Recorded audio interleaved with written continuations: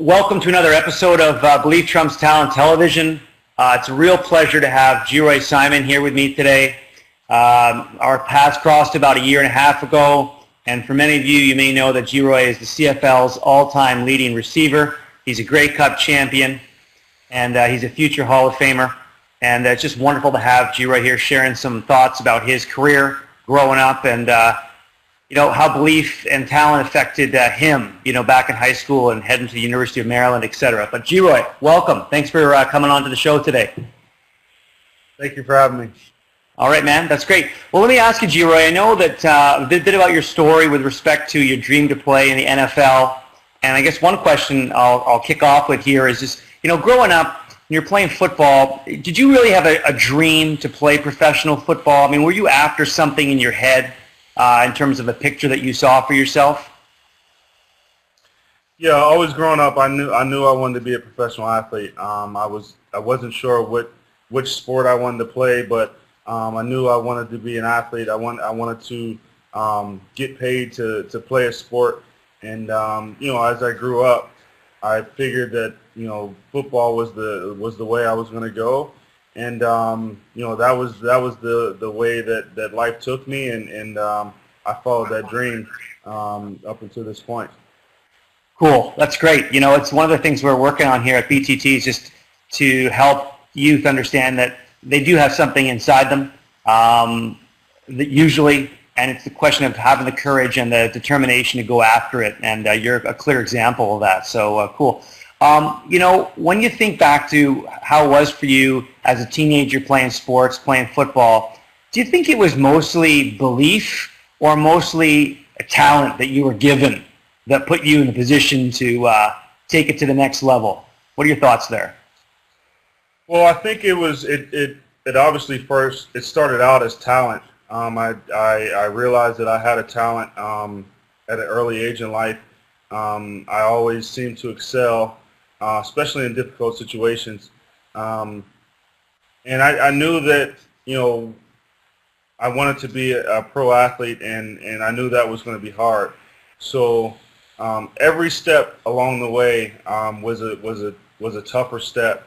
It was more challenging, and I knew what I wanted, and I wasn't willing to settle just because someone else didn't think that I wasn't good enough or didn't have the belief in me. I had enough belief in myself to know that I had enough talent, and I knew I had the work ethic, and I just kept fighting for my dream, throughout my career. Cool. That's amazing. It takes a lot of courage, to get up and to keep going. Sometimes we have heroes growing up. I know I did. I grew up in Montreal, watching some great hockey teams there back in the 70s. How about for you? I know you're from Pennsylvania originally. Great football culture there. Did you have some college or high school or professional football players that you looked up to and wanted to be like? Well, yeah, I grew up watching the Steelers of the late 70s and early 80s, where they were a tough, hard-nosed group. My favorite player was Walter Payton. Jerry Rice was one of my favorites. I watched a lot of college football. Raheem Ismail, he played in Notre Dame. He was one of my favorite players of all time in college football. And not that I can say that I wanted to be like them. I just wanted to have the type of success that they had. And, I just knew that that those things don't come easy. And like I said, anything worth having, you have to work for it. You have to fight for it. Sometimes you get knocked down, but you got to continue to get up if you want to fight for your dreams. Fantastic. You mentioned something just a little bit ago about being able to come through when it matters the most, or being able to come through when it's difficult. I mean, was there an example in high school at the University of Maryland where you can think back to that you were able to step it up and come through in the crunch when maybe others weren't? And why were you able to do that? Well, I can think of a lot of occasions throughout my career, whether it's high school, university, or in professional, where there's tight situations, and a lot of people shy away from wanting the ball or shy away from wanting to take a last shot, at whether it's basketball or whatever, those type of situations. But it's funny. I was preparing for those moments early on in my youth. When I was growing up, we played this game called 3-2-1, and that was the last 3 seconds of a game. And if you didn't make the shot, you were put out. So a lot of times I was put out, but in playing with my brothers and my friends, those were training moments that prepare me for moments in my professional and university career that I didn't know I was training for those moments, but those are things that you do unconsciously that prepare you for later on in life lessons. Cool. Sounds like you were with some pretty cool people growing up there that were pushing you, and a lot of pride on the playground, I suppose, which made you stronger in the end. I wanted to talk about one thing I believe Trump's talent that we work on is characteristics and qualities for success. When you think back to a teammate in university or a teammate in the pros, I know you've just come through a storied and long, successful pro career. I mean, was there one or two teammates that really stick out to you in terms of people that you would have looked up to and the qualities that they had that helped them be successful? Can you think of somebody? I think of a lot of different guys for different reasons. A good friend of mine is Kevin Plank. He's the guy that started Under Armour. And from early in the time that I met him in university, I was a 17-year-old freshman, and he was one of the guys that everybody kind of flocked to. Everybody wanted to be around him. He was he was a good player. He was actually a walk-on at the University of Maryland. Ended up being a team captain by the time he left. But he was a good player, but he was an even better person. He was a guy that shared anything that he had, any knowledge that he had. He was a guy that really stepped it up on that end. And then you think of guys like Dave Dickinson, a quarterback that I played with for a number of years with the BC Lions. He was such a good person. He was a great player, and those qualities of being a good player on the field and being a great person off the field really helps in success, in a person's success. So being a great athlete and a great person really, I think it goes hand in hand in helping in furthering your career. Sure, karma even exists in pro football locker rooms, doesn't it? It must. It's got to. What comes around goes around, or however they say that. You bet. Okay. I also, I know you're a guy that's persisted a lot through your career, and that's probably the key. Can you tell us and our viewers about a low point in your career, whether that was an injury or whether that was being cut from a team, and how did you use that low point then with perspective to improve and overcome, and fuel you to a better performance? Well, there's been lots of low points in my career. I mean, I think the lowest that I've ever been was my rookie year as a professional. I had a great career at the University of Maryland, and the next goal was to go into the NFL.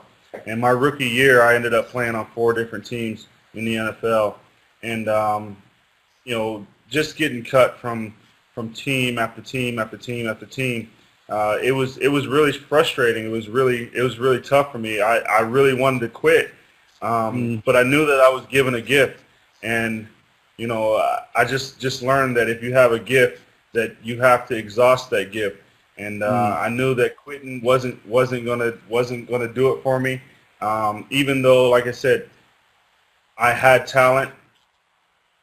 The people who were in charge weren't letting me exhaust that talent, but I just stuck to my guns and knew that I had a gift, and I just had to find the right situation.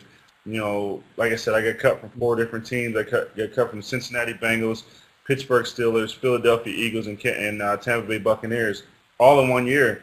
And when you constantly face just rejection, it's one of those things where you have to be very strong mentally to keep fighting for what you want. Remarkable. You think about the people that get cut coming out of college, and those that do quit, compared to what you did in terms of finding a home and making, an incredible career for yourself. It's really remarkable. So I think that's great for people to understand that, we get knocked down. It doesn't always go as planned, and that we have to find a way to continue to believe and be proactive and just, like you say, exhaust every option. And every resource that you have to come through. So yeah, it's an amazing story. I don't think often enough in the headlines in the world of the stars that we really understand the difficulties, the paths that they take to get there. So cool. Another question I had, Geroy, was you've got kids, as do I. When you look at the challenges today for youth athletes, are there things that you see that are harder for them today? And if not, is it easier? What's your view on a Geroy that's 16, 17 today, growing up and trying to make it? The hardest thing with a lot of youth today is, and it's something that really needs to be addressed. I think a lot of kids are entitled. They think that they're supposed to have success just because they have a little bit of talent, and hard work isn't on the front end. A lot of times, a lot of kids, they see that they have success early, and they think that it should just continue to go that way. But I think it's a part of the culture now where everything is instantaneous. Whether you want music, you can get music instantaneous.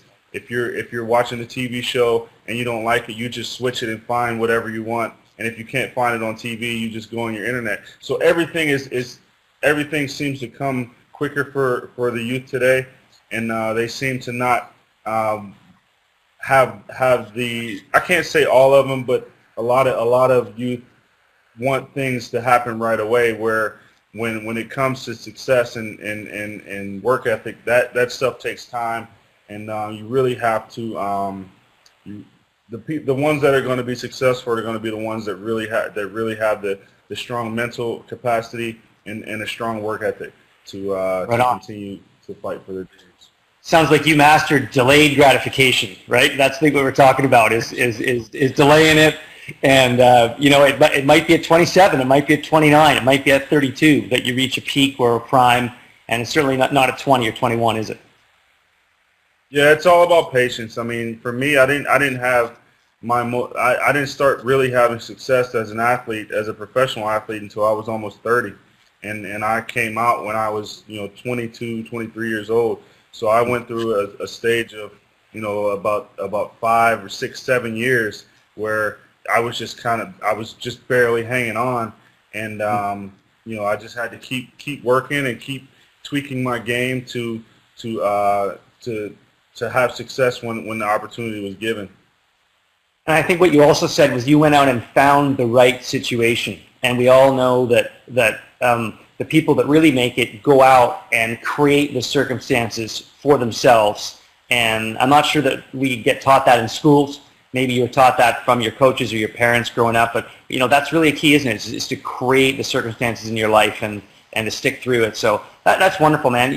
Listen, you're a dear friend. We really appreciate you spending some time on Believe Trump's Talent TV today. We look forward to hooking up with you again soon and maybe learning about transition into coaching and professional life on the sidelines or in the booth. Hey, Geroy? Sounds good. Okay, man. Yeah, I really appreciate you having me on. I thank you very much. Okay, Geroy, have a great day. Thanks so much, brother. Take care. You too. Thanks.